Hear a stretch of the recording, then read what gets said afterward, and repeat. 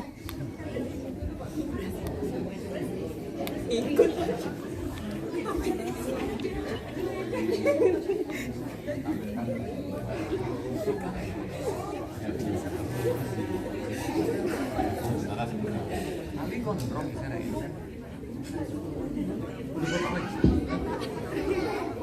Mohon izin nanti ketika ngobrol bareng HP-nya di silent dulu, ya di silent. Terus tidak ngobrol sendiri, yang pasti biar dengar obrolan kita itu, ya. Matur nuwun.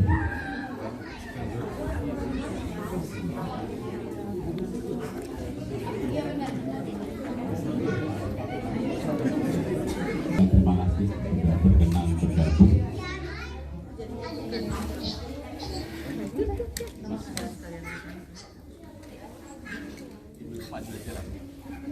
Biar videonya lebih jelas. Assalamualaikum warahmatullahi wabarakatuh. Waalaikumsalam warahmatullahi wabarakatuh. Insyaallah. Mohon izin Mbak Dewi ya, kita mukadimah sebentar. Assalamualaikum warahmatullahi wabarakatuh. Waalaikumsalam warahmatullahi wabarakatuh. Yang saya hormati Bapak Duta Besar Tantowi Yahya, jemaah umat Muslim, khususnya adalah Pak Ketua UMI Mas Leon Arman. Kami atas nama umat Muslim Indonesia di Wellington, saya Budi Putra mengenalkan, mengucapkan terima kasih kepada Mbak Dewi Sandra yang telah berkenan menyempatkan waktu untuk bersama-sama kita. Juga di sini tentunya kita ada Pak Dubes Tantowi, terima kasih Pak, bahwa kita akan ngobrol bareng ya nanti dengan Mbak Dewi ya. Mbak Dewi Sandra yang sebagaimana kita ketahui beliau dulu sangat aktif di modeling, presenter, penyanyi, bintang film, bintang iklan, semuanya luar biasa. Jadi Mbak Dewi Sandra ini adalah public figure yang sudah sangat ternama dan terkenal di Indonesia, dan kita hari ini alhamdulillah ya bisa bersama-sama nanti insya Allah kan ngobrol bareng. Tentu syukur alhamdulillah pada Allah yang telah memberikan kita kesempatan sehingga kita bisa bertemu dan bersama dengan Mbak Dewi. Apa kabar Mbak Dewi? Masya Allah, alhamdulillah baik Pak. Terima kasih sekali. Gimana semuanya, sehat di sana? Alhamdulillah. Alhamdulillah. Iya luar biasa. Jam berapa ini di Indonesia nih Mbak Dewi? Sekarang jam 8 pagi Pak. Jam 8 pagi ya. Iya, terima kasih. Insyaallah mudah-mudahan Mbak Dewi masih teringat tahun 2009 pernah ke Wellington. Yes, Dan yes, I insyaallah saya juga remember. pernah ketemu dengan Mbak Dewi. Insyaallah seperti itu. Oh, Masya Allah. Jadi Sekarang nostalgia. beda ya Pak? Berubah ya? Sekarang beda sekarang. Jangan dilihat foto saya ya. Ingat aja. Baik. Ya, mungkin ya sebelum kita berikan kesempatan kepada Mbak Dewi untuk menjelaskan ya bahwa kita ketahui beliau adalah memiliki banyak talent yang sangat, dan hari ini sangat sibuk ya, karena tadi ya dulunya adalah seorang model, penyanyi, presenter, bintang sinetron, bintang film, bintang iklan. Namun dalam beberapa tahun terakhir ini sudah memutuskan untuk ganti casing, ya. Ganti casing, berubah. Istilah kerennya adalah hijrah. Gitu. Mungkin kita langsung mulai saja Mbak Dewi ya.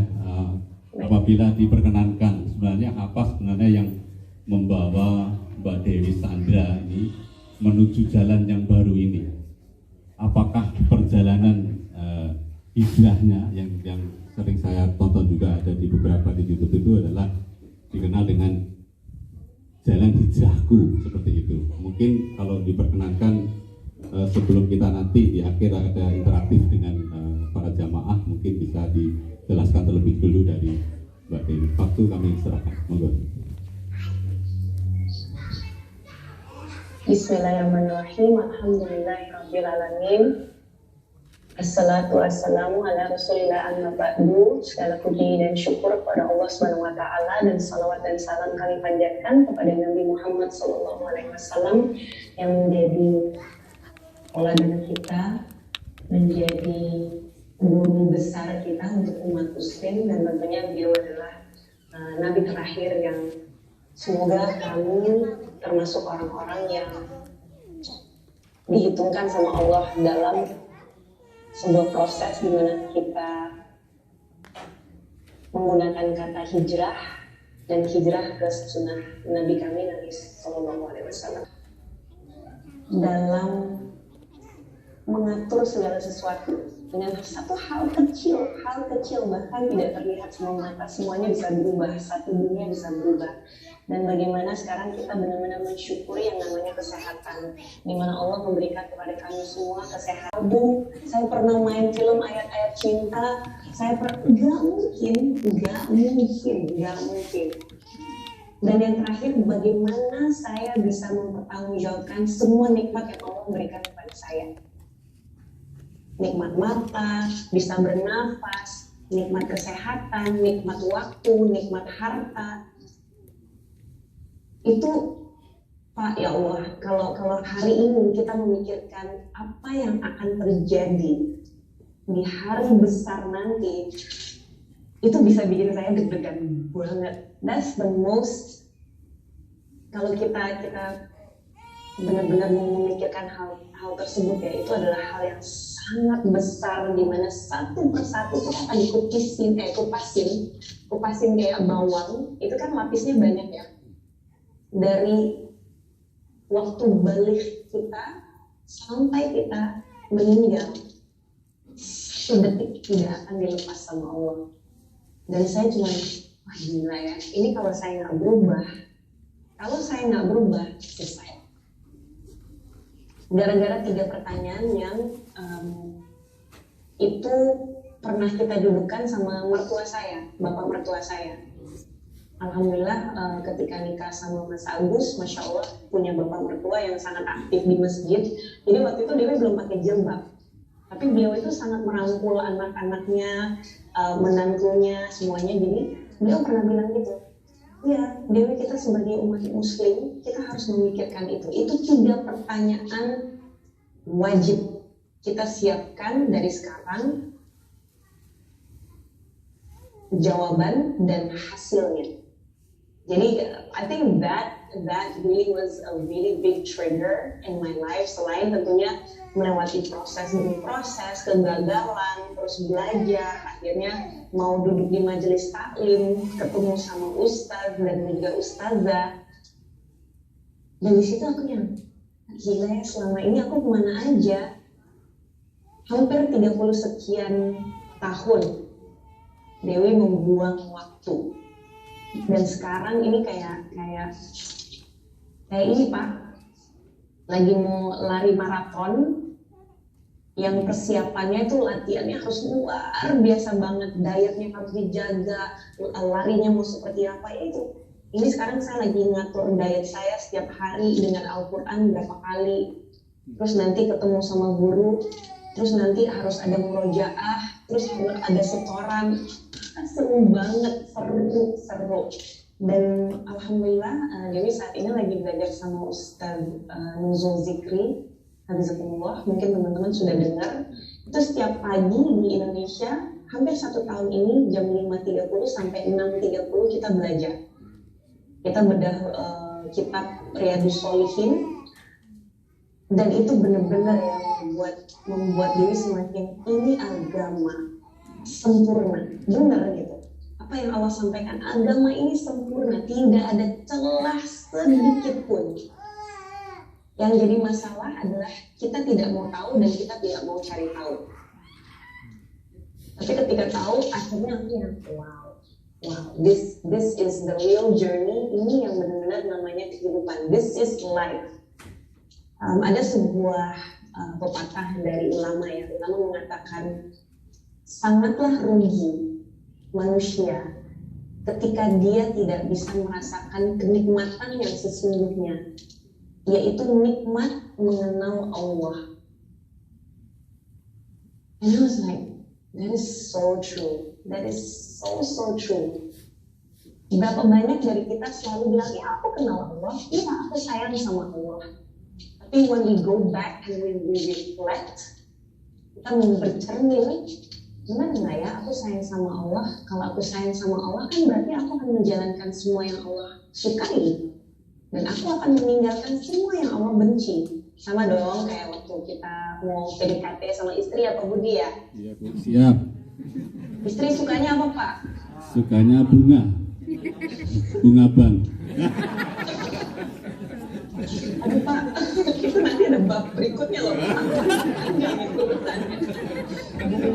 Sekarang dia coba lagi Pak, jadi bunga beneran. Ya, siap, siap. Jadi kan apa yang Allah cintai, kita akan berusaha semaksimal mungkin untuk berikan. Contohnya, kita bilang aku sayang sama Allah. Allah tuh suka loh sama orang yang sedekah. Kita sedekah nggak ya? Kalau sedekah pelit atau nggak ya? Iya ya, Allah tuh suka loh sama orang yang tepat waktu sholatnya. Tunggu, aku tepat waktu nggak ya sholatnya? Oh iya, Allah suka dengan orang-orang yang berpuasa sunnah. Allah suka hambanya yang mendekati apa yang dipelajarin sama Nabi Muhammad SAW dan juga para sahabat. Itu semua kita lakukan nggak ya? Nah, when you go to that, then you understand, ini gue belum cinta nih sama Allah. Ini cuma omdo doang, kayaknya. Makanya perlu kita untuk belajar, dan sekarang Dewi lagi belajar. I can honestly say, aku tuh masih jauh banget dari contoh terbaik yang menjalankan Islam yang benar-benar cinta sama Allah. Dan kita harus berpatokan, mau nggak mau kita harus berpatokan ke sana Pak. Generasi terbaik, Nabi SAW bersabda, generasi terbaik itu adalah 3. Generasi para sahabat, tabi'in, dan tabi'in. Ini mereka orang-orang yang benar-benar hidup dan mati lillahi ta'ala. Now we have to have that benchmark.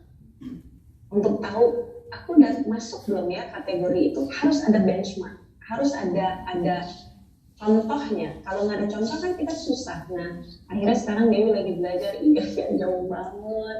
Dewi udah bangga gitu ya Pak, misalnya dengan pagi cuma jam 5.30 sampai 6.30 belajar ya Sholihin, ya aku udah belajar. Zaman dulu Imam Nawawi yang menulis buku itu sehari 12 kajian. Ibu-ibu bapak-bapak, wow. Ketika mendengarkan penjelasan dari Baik lagi, bukan cibiran yang membuat kita, ini apaan sih agama ribet banget?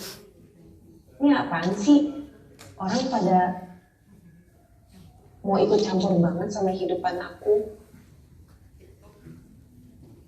So many lessons, banyak pelajaran yang bisa dipetik sih. Sampai akhirnya sekarang aku belajar dulu ya Pak.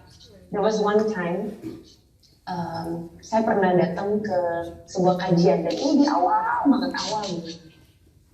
Terus di depan umum di forum saya ditegur. Mbak Dewi, hijab apa itu? Saya udah pakai hijab. Tapi memang waktu itu hijab saya masih, ya Allah Pak, yang bunganya masih banyak, terus ada apa, pokoknya awal-awal kan pas lagi seru-serunya ya mencari jati diri dalam memakai hijab. Hijab macam apa itu? Itu rasanya sedih banget. I felt like, wah, aku lagi berjuang nih. Aku lagi berjuang untuk memperbaiki diri, tapi ternyata salah. Apa aku mundur aja ya? Apa aku nggak usah keluar rumah dulu ya ketemu sama orang-orang? Pernah ada perasaan itu, pernah. Tapi alhamdulillah I took it as motivasi, meskipun sakit ya, caranya sakit. Tapi saya cari itu menjadi motivasi sehingga saya mau belajar lagi. Emang kok salah ya? Kemarin kok salah ya? Coba aku cek lagi, datang lagi ke ustadz, datang lagi ke ustazah tanya, emang kalau pakai jilbab yang sebenarnya itu seperti apa sih? Emang kalau panjang pendeknya itu pengaruh ya? Emang kalau pakai celana, aduh untuk perempuan, masya Allah itu ada fikirnya lagi. So it's such an amazing, lagi-lagi such an amazing journey sampai akhirnya bisa paham, oh ini loh ternyata maksud ibu itu, tapi bahasanya tidak tertranslate dengan baik. Tapi alhamdulillah atas izin Allah ini menjadi pembuka topik untuk Dewi untuk yang I need to fix this. Wallahu a'lam bishawab. Ya, luar biasa ya. Jadi sangat bijak dalam menyikapi, dalam melihat apa ujian, apa namanya cobaan sehingga tetap kuat ya dalam menjalani proses hijrah. Terima kasih penjelasannya luar biasa. Pertanyaan yang lain kalau tidak salah bahwa Mama Mbak Dewi adalah seorang muslimah yang asli Betawi dan ayah Asli Betawi. Ya, ayah Yes. Di sini ada yang Betawi. Ada Betawi? Yeay, sayur asem squad in the house. Ya, dan ya, ayah dari Inggris yang awalnya adalah seorang penganut agnostik atau tidak meyakini adanya Tuhan. Namun Agnostik. Ya, Agnostik meyakini ada Tuhan tapi Meyakini, tidak meyakini ada agama. Ya, Betul, Pak. dan ya, namun pada akhirnya beliau mu'alaf dan sudah naik haji sebelum berpulang. Ya. Bagaimana ceritanya ini Mbak Dewi mengenai hal ini, dan ketika Mbak Dewi juga melakukan perjalanan haji dan selama menjalankan ibadah haji boleh diceritakan seperti apa? Khususnya adalah perasaan yang ada gitu ketika Mbak Dewi sedang menjalani proses hijrah, dan perasaan itu pasti luar biasa lah gitu. Boleh nggak ceritakan mengenai hal itu? Baik, Pak. Bismillahirrahmanirrahim. So, my father English, ibu saya Betawi, tapi kerennya bokap bisa makan pete loh. Saya nggak habis pikir dia tuh makan pete itu luar biasa. Saya sampai hari ini nggak bisa makan pete. Tapi, kedua orang tua saya mungkin termasuk anomali, dan pastinya mereka akan mempertanggungjawabkan pilihan mereka. Mereka akan bertanggungjawabkan perjalanan hidup mereka. Keduanya sudah meninggal, dan I'm just grateful. I'm so grateful. Endingnya Papa itu keren banget. Endingnya Papa itu beliau masuk Islam. Padahal ini bertahun-tahun saya melihat ibu saya tuh berdoanya kayak apa, terus beliin buku, terus diajak diskusi, terus diajak ngobrol. Itu bebelnya minta ampun, bebel. Jadi kita anak cuma luar biasa ya mami, ya keren banget ya. So itu adalah perjuangan seorang istri yang terus istiqomah, tidak putus asa. Terus lalu beliau itu mencoba untuk meyakini anak-anaknya bahwa doa itu juga sangat mempan. Jadi doa anak-anak diterapkan sama ibu anak. Nah, pray for your father, pray for your dad. If you love your father, doain dia. Jadi kita punya 3 bersaudara ya, Benny, Sean, dan Nina. Kita semua berdoa sampai akhirnya suatu hari di umur beliau udah pensiun,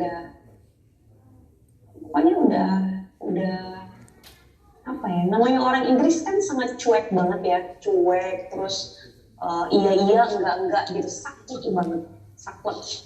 Dan selama itu kan semakin pensiun kita melihat semakin sakleknya. Entah apa yang terjadi di hari itu, Allah benar-benar melembutkan hati Daddy, and dia ambil syahadat.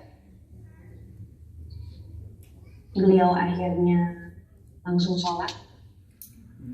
Kedua orang tua saya menikah lagi secara agama Islam. Anak-anak menjadi saksi. Tidak lama kemudian